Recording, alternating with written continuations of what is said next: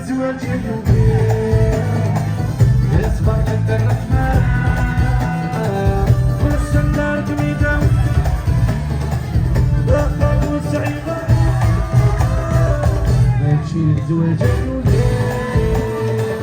يصبر عند الرحمن والسندار تميداوي وخاو السعيدة أشحال